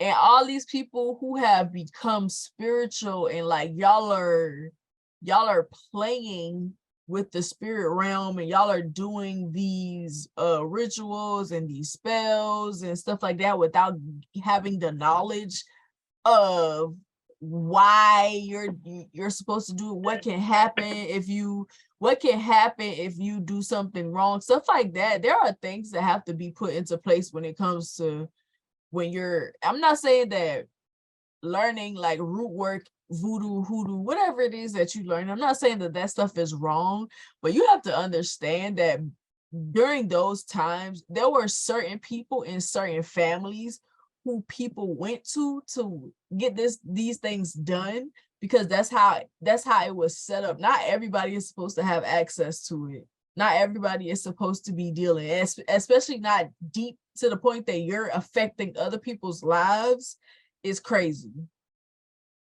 Like, and when celebrities start talking about they doing this stuff, y'all just be following them. Y'all just be doing everything that these people be doing. Y'all do not know what y'all got going on. You do not want to open that door. Trust and believe somebody who has had experiences. You do not want to open that door.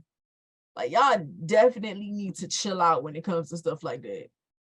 My Like, husband was telling me that he wants to experience no, you don't. no, not the spirit. Well, I mean, it could be, but like in dreams, you of all people know, like in dreams, when you become aware, shit gets weird hella fast. And he was like, "Oh, I want to experience that." I was like, "No, the hell you don't. You No, the don't. hell, no, you, no, Y'all don't you know do what not. y'all asking for, bro. That's some shit you cannot come back from. Once you have seen it, and if you've seen it multiple times, like I have, that's not a good feeling. I'll say that. You're not talking about lucid dreaming, are you? Lucid dreaming. Lucid dreaming ain't got nothing on there, huh? I ain't got nothing on there. I wanna do that, but I don't know about the spiritual part. So you got a demon on top of you trying to have sex with you, stuff like that. Hell no. No. Yeah. No. Mondo sent me a TikTok. It was like when your sleep paralysis demon, like when you go to sleep with music on and your sleep paralysis demon shows up and like the demon was dancing. I was like, at that point, you might as well just dance with it the best that you can, because it's not going to get any better at that point.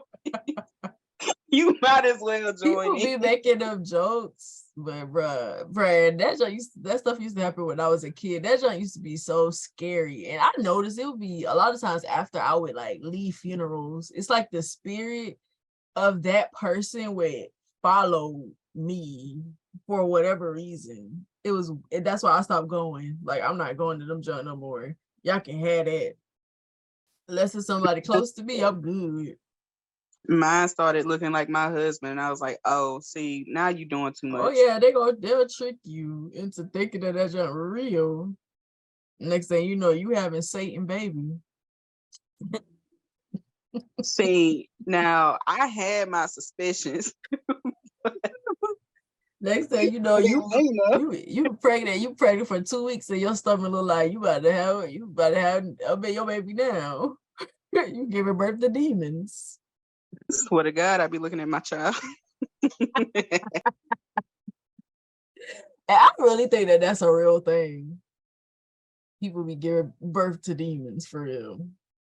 But anywho, we're going to move on. So basically, my point is be careful of the stuff that y'all be doing. Y'all be copying people and stuff. Y'all be listening to all of these people and they telling you certain things, and you go out and you try this stuff yourself and you don't have the knowledge.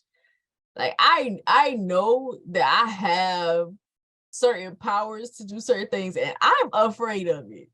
I'm trying to learn as much as I can so I'll know how to maneuver so I can control it. But like, you don't have the knowledge of those things, leave it alone. You don't want to open that door. You don't. At least learn your lineage first before you Right. start going into, because you never know. You probably had an ancestor that is not the best of person, and you gonna get everything that should have been handed to them because you are now the survivor of their That lineage. person, or they take over that body, somebody waiting Oh for you shit. to open that junk up so they can take your place here. Because that happens. But moving on to the next segment, which is the wealthy health segment. Do you have any advice for the woke community that will keep them grounded? Actually, read a book. Read. I feel like so many people are getting information directly from videos, quick clips of Yup. something they heard somebody say on Facebook, Instagram, wherever, YouTube, and they're not going, like, that's a start, but it's like they don't go beyond that and actually try to research this stuff, read a book about it, really have the theory like in their head to where they can critically analyze it. They just take it and run with it and start passing it to other people. Yep. Uncle Ruckus said it best. Niggas don't like to read. Niggas don't read. They don't. They really don't. Freddie Gibbs said it too. If you put it in a book, I guess you done hit it from niggas. Niggas don't Do read. Do your research. Do your Yeah. research. If you really want to learn something, really be knowledgeable about it. You cannot learn something from a 15-minute video or maybe even an hour podcast. Video, right. You can't learn everything that you need to know about the situation. Do the research because there's different sides to everything. They have Extensive audio research. books now, guys. There are audio books for the audience. You can listen if you don't want to read it yourself. Right. You do have that option. It's a video. It's something you can listen to. You ain't got to watch. That is an option at this point. Right. Extensive research, like actually care about these topics that y'all be talking about, because I don't think that y'all really do. Y'all just like sounding like y'all know stuff, but actually care about it. That way, when you do research, you retain the information that you're supposed to retain, and you're like Endya said, you're able to analyze it and decipher what is real and what isn't, because it's a lot of information that's out there that's not real. Like, you relying on what somebody else said happened a lot of times. Like, even after researching, you can't really trust everything that you even read, everything that you find out, because you really don't know. You wasn't there when it happened. You're not that person. You just relying on somebody else's experiences to go off of. And my whole thing is just this: it's good to have knowledge and to know a lot of these things, but at the same time, y'all have to stop making this stuff your whole identity and this being your life. Like, this is what you're about. Like, you making this your whole identity. Every time we see you on social media, you're talking about certain things or whatever, and that's cool. You want to share that knowledge or whatever, but you have to know that this stuff is true before you start sharing it. Like, y'all be so quick to call yourself a prophetess, y'all teach this, y'all are spiritualists, y'all are whatever. Stop playing with that stuff. That is nothing to play with, because you're influencing people to do certain things and you're responsible for that. When those things go wrong, you have to take responsibility for that, because you're teaching people to do these things, and people are going to listen to you if they respect you and they feel like you know what you're talking about.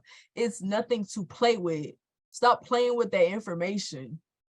Like, if you know you ain't even interested in it, stop pretending. It's not cool, all this trendy stuff that y'all be getting involved in. Then a couple of years down the line, you a whole different person. You got a whole new identity when you was just telling people that they not supposed to have mucus in their body.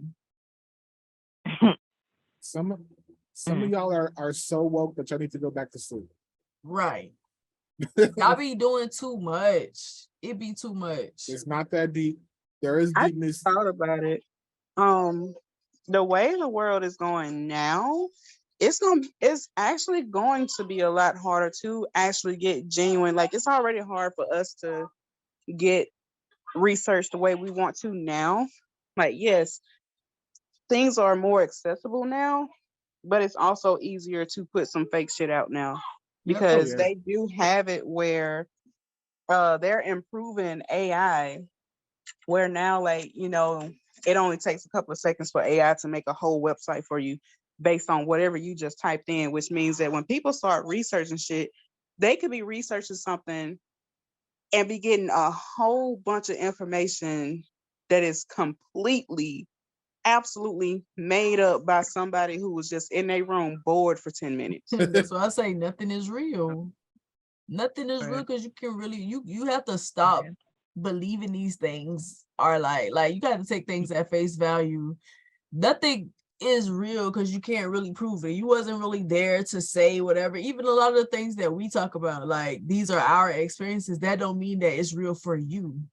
It might be real for us. It might not be real for you. And I want to add that I think people should be more open to talking to people that aren't of their community.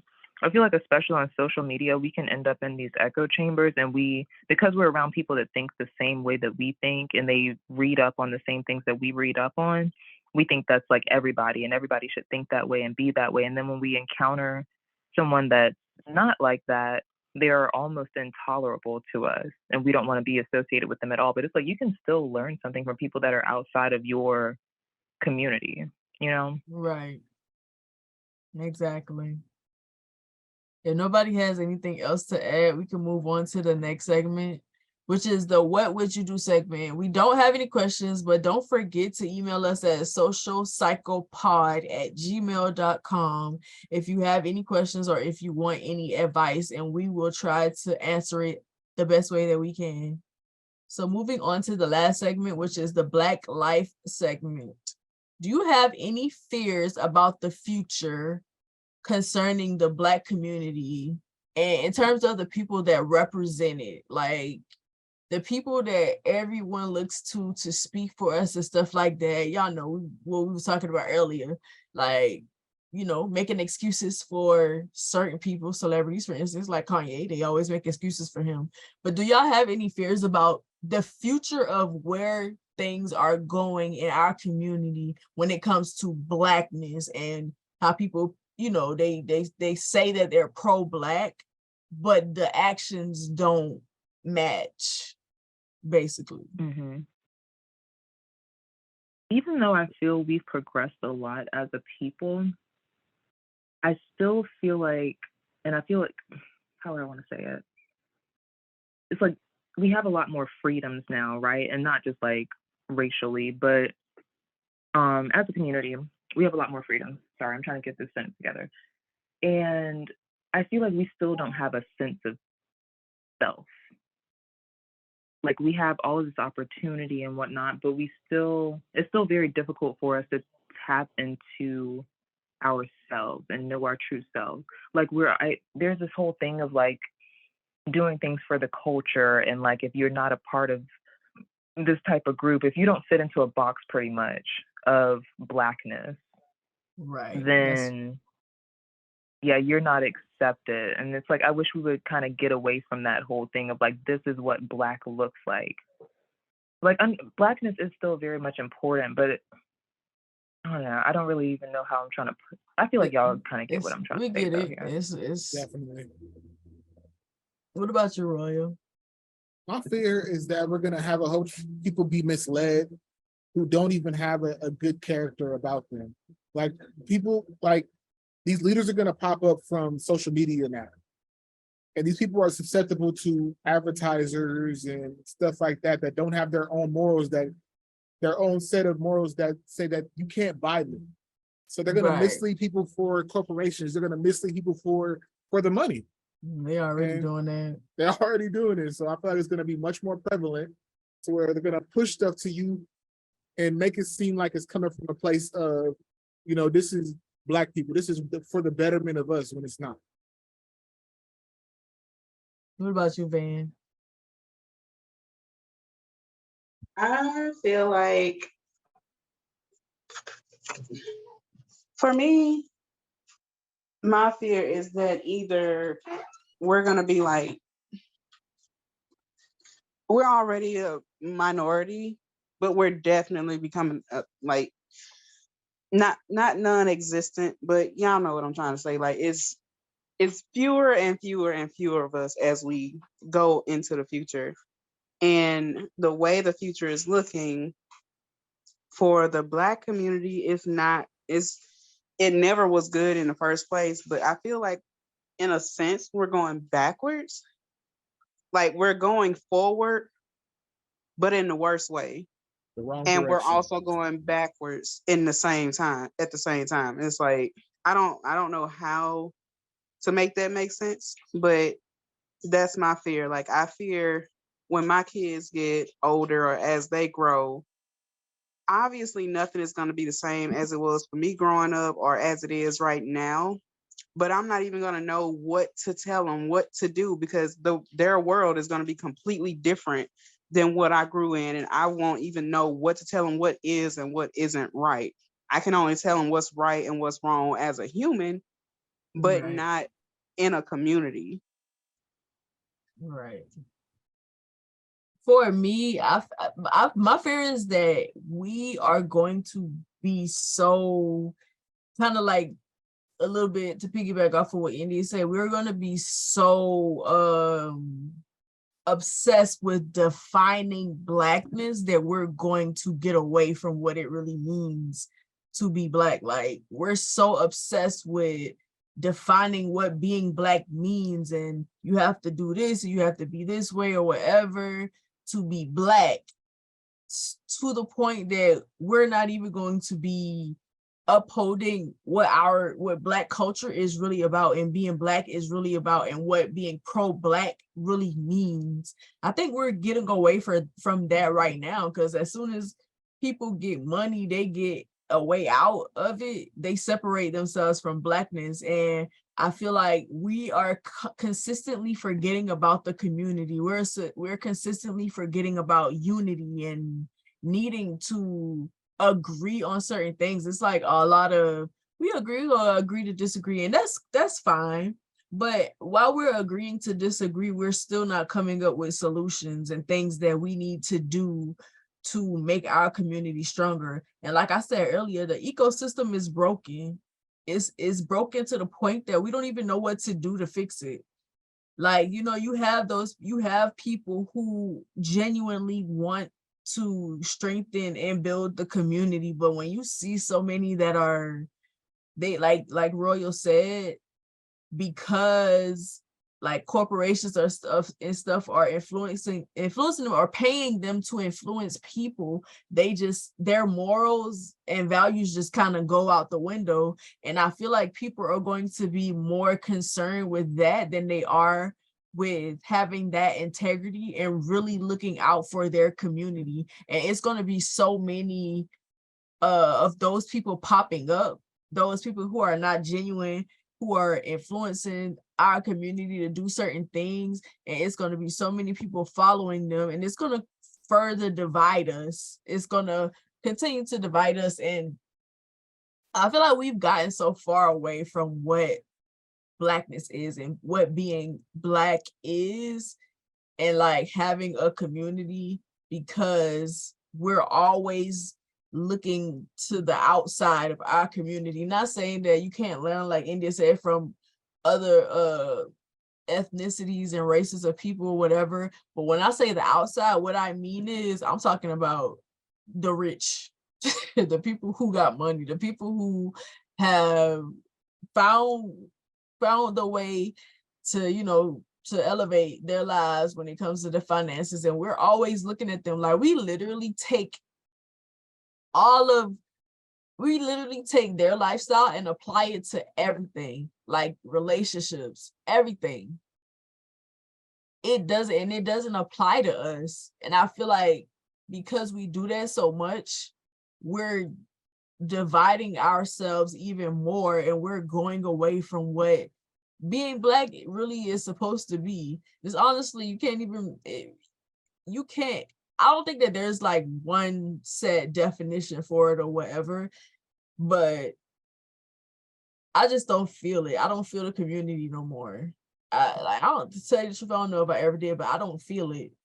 Like I said, the ecosystem is broken, and it's kind of like we're just waiting to like not exist anymore. Like it's just kind of like this countdown to like, okay, when is the day going to come when we don't exist because we can't get it together, because we looking at everything else and everybody else, and this is sad, but that's what I fear. And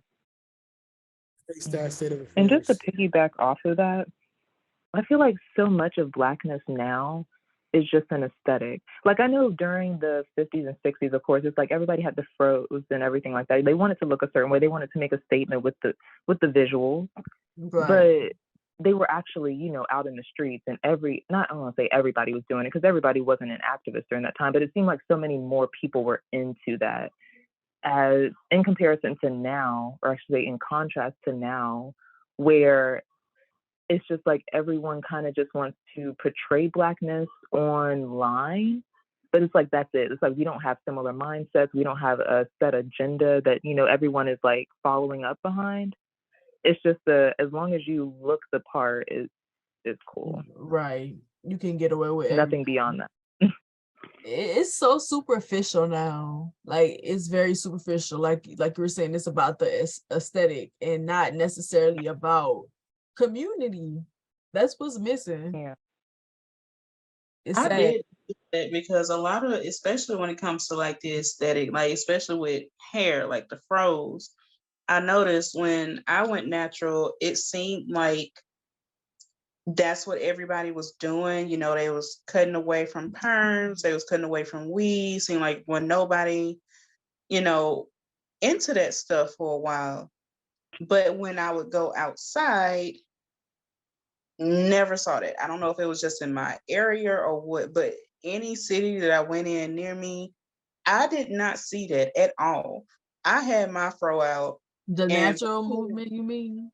Yeah, and like I had my fro out, and people would be looking at me like, that's a lot of hair. Like that's just a lot of hair. You should have saw the things that people were saying to me when I first went natural. It wasn't cool yet. They were like, "Now do my hair certain type of way." That's not no hairstyle. Like, girl, that ain't no hairstyle. What you doing with your hair? I'm like, wait, just wait. A couple of years, y'all gonna be doing the same thing because y'all. Or they be like, "What you gonna do with your hair? Or when you gonna comb your hair? When you gonna get your hair done?" Mm-hmm.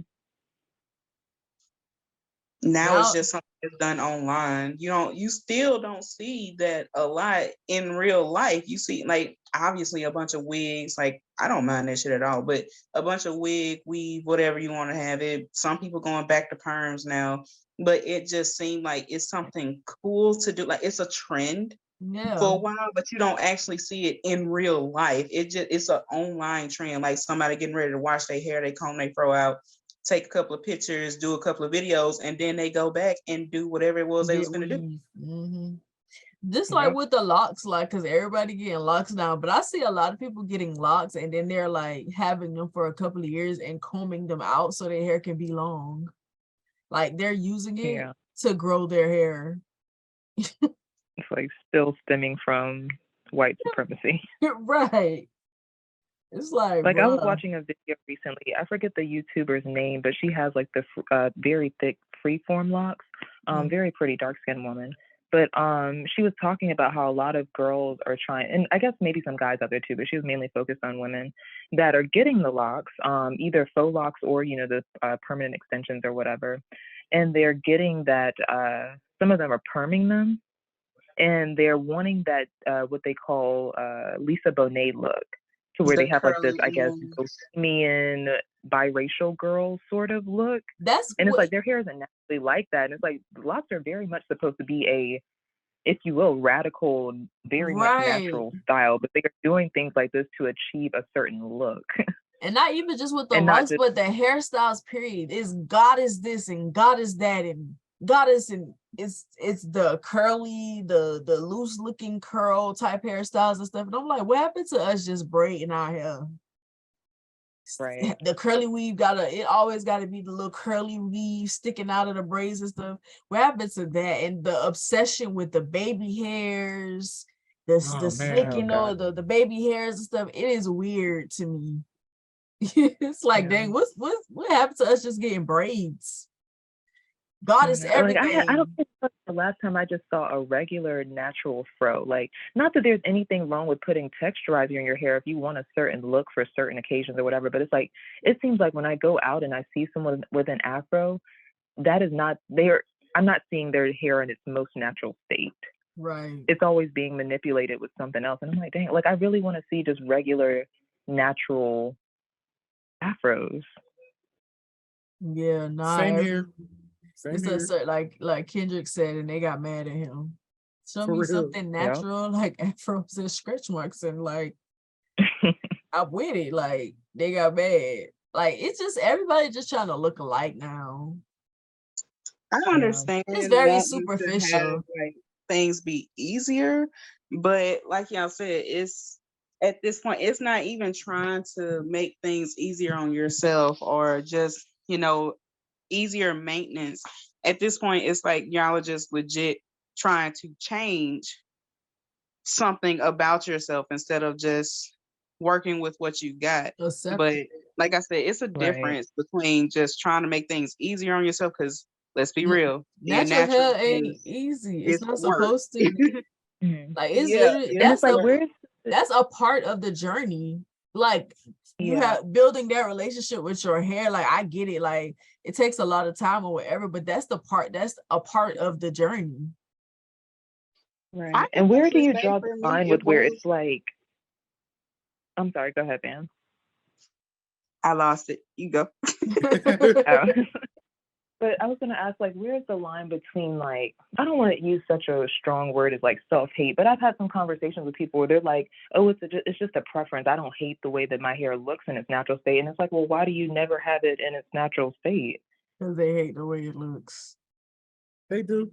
I challenge my But they will nieces. deny it. They will hardcore deny it and say they just like that look and they should be able to do that look. And I'm like, of course we can do whatever we want to do, but it's like, I don't know. I'm just always questioning the why of why I do Right. things. Same.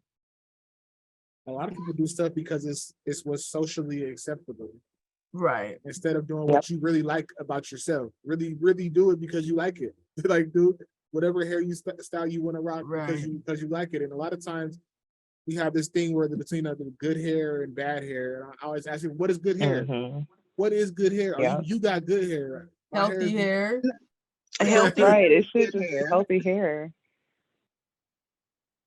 I used to look, bro. I did catch it soon when I did my big chop because it wasn't popular to go natural back then. To the point that, like, when I decided to do it, I didn't even know how my hair looked, how it could look, if that makes sense. Because I got a relaxer early because my mama struggled to grow my hair when I was younger. So she gave me, I was like 2 with a relaxer.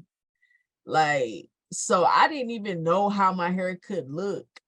And then I decided to do the big chop. And I loved my hair. People was calling me, they was like, oh, you don't look like Barbie no more. You look like a Ken doll. And I'm like, well, I'm glad y'all don't see me as Barbie because I don't want to be seen as that. But Ken, that's the best you can do. Then what happened? A couple of years later, everybody big chopping, everybody cutting their hair because now it's a trend. I started over with mine so much because when I got pregnant, I stopped doing perms and I would just cut it like, as time went on, I would just cut the perm out. Yes. And that's when my hair grew the best, the longest, like the healthiest. It wasn't really healthy. It was damaged as fuck. But still, it looked good. It looked good. I remember making a post because my hair was Damaged as so fuck. big. And I was like, my God, it looks so pretty, but it's so fucking damaged. And this girl's like, it must be nice to fish for compliments or some shit like that. I was like, bitch, I'm telling you, my hair is damaged. Yes, it looks good, but it's damaged as fuck. So I cut it and then I got locks. And when I got locks, I was like, all right, this is what I want to do. It took a lot of patience, but then the fucking shrinkage. I expected some shrinkage, not that goddamn much. Them shits, I started at my shoulder, but they Mine did went the up same to my thing. fucking ears. And I was like, yo, I'm tired of looking like a little boy. I felt like I was looking like a little boy for like a whole year. I couldn't even wear my outfits because, you know, to me, certain hairstyles go with certain outfits. And I just could not wear any outfits. I just looked like a whole ass nigga out here. So I combed them out. But then when I combed them out, my hair was past, like my hair was in the middle It of my was back. That's the long, longest yeah. it's ever been. And I My was hair like, is how the fuck long. are you up here to my ear? But when I take you out, you down my back. Like that's the longest my hair has ever been. But because of how I combed them out and them being locks, it was still damaged. Right. Still had to cut it. I have no idea what my texture is, how to take care of it, nothing. But I can say the journey of being natural, not messing with it so much, just letting it be, Yeah, that's what it's it's about. great. Like it helps so much. It is great. And during that time, I made a post and I asked, for those of you that feel it's a need to get your hair done every couple of weeks, get your nails done every couple of weeks, get a new outfit every couple of weeks. Not Martell coming What is late. that saying about you? And some girl commented and she was like, because I was like, I want to Baby, know, you gotta why do you go. feel like that's a need? And some girls like, I hate when that, like she commented on my stuff. She was like, I hate when natural girls think like they're better than everybody because they're natural. I was like, bitch, I wear weave. It's not even I that. get my nails done. I want to know how to wear makeup. I don't know how to fucking wear makeup. I want to learn how to wear makeup. I'm not saying that for these reasons. I'm saying that because I want to know, why do you feel it's a need? I understand wanting. I understand it just being like a hobby, or you just want to feel extra sometimes, or you Right. might be doing something special and you just want to look extra pretty. Like, it's not supposed to take away from your natural beauty. I'm asking, why is it a need? It's not a want. Why is it a need? And she just kept going in about how natural girls always think they better. And I'm like, you are completely just not answering my question. If you're not going to answer the question, get off my post. Right. But I do still have that question. Why do you feel it's a need? It shouldn't be a need. I definitely don't care. Don't never get my nails done. Don't get my toes done. My locks, I leave them. The only thing I do is dye them and wash them. Yeah. And ain't You no know, people don't combing like to be out. questioned. That's If I'm taking these junk out, they get cut. I ain't combing nothing. That's too much. That's too much, bro. I ain't never gonna know how long my hair really is because I'm not combing these junk out.